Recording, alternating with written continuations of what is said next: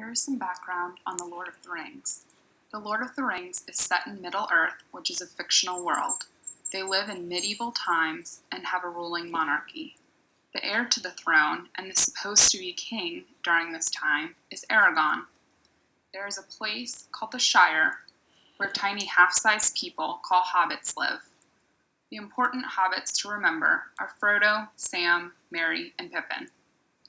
Frodo has been tasked with destroying the One Ring of Power, which is evil. This makes him a target for things called the Nazgul, or the Ring Wraiths, of which there are 9. One of the Ring Wraiths stabs Frodo in the shoulder with his sword, which is poisonous, and breaks off into the victim, working its way to their heart to turn them into a wraith as well. Once stabbed, Frodo is in extreme pain and starts slowly dying. Aragorn then finds Athelas to ease Frodo's pain until they can get help from the elves. Aragorn takes the leaves, licks them, and puts them directly on Frodo's wound.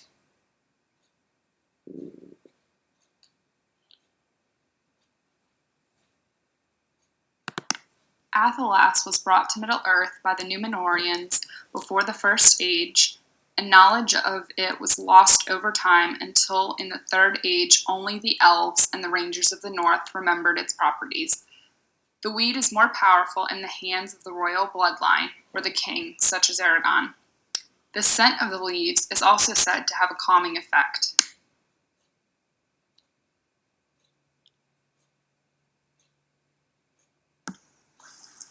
The first real-world plant we will talk about is basil. Basil has many similarities to Athelas. The two most profound are the healing agents and the pungent odor.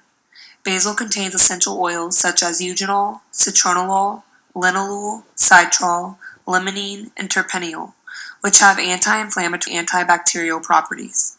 Basil also contains mineral like potassium, which is a component of cell and body fluid and helps control heart rate and blood pressure. Manganese is used by the body as a cofactor for the antioxidant enzyme. The Mediterranean sweet basil herb also possesses a sweet smell like that of the Athela.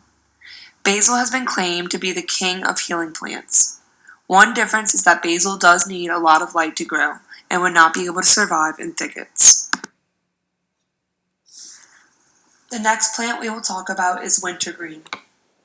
There is one specific evergreen that has the most similarities to Athelas. That would be the Chimaphila umbellata. The leaves are sweet and have been known to help heal kidney cancer. Fresh leaves, when bruised and applied to the skin, act as vesicants and rubefacients. The third plant we will talk about is mint. The 3 types of mint that are closest to Athela are spearmint, peppermint, and pennyroyal. Mint is known to be very fragrant. The external uses are with things like insect bites and muscular distensions. It can act as a sedative and calm heart palpitations. Also, like Athela, mint grows in the shade and would be able to survive thickets. Athelas, a healing plant the men of the West brought to Middle-earth. When the black breath blows and death's shadow grows and all lights pass, come Athelas, life to the dying, in the king's hand lying. Did you know the scent of the leaves Athelas calms the minds of other hobbits? Athelas, when dried and crushed in hot water, is refreshing, clears, calms the minds, and strengthens those smelling the scent. It also has a particular scent that is particular to individual who smells the herb. How does Athelas relate to Lord of the Rings? Aragorn uses Athelas to ease the pain of Frodo's wound when he is stabbed by a Morgul blade at the Weathertop camp. Athelas is also used after Moria when Aragorn tends Frodo's and Sam's injuries. After the Battle of the Pelennor Fields, Aragorn used it in the Houses of Healing to revive Faramir, Lady Iwan, and the Hobbit Murray, who were all under the shadow of the Black Breath. Some men of Gondor use as infusion of Athelos for headaches. Follow the link below to YouTube to see a clip from The Hobbit where Athelos was directly used in the movie.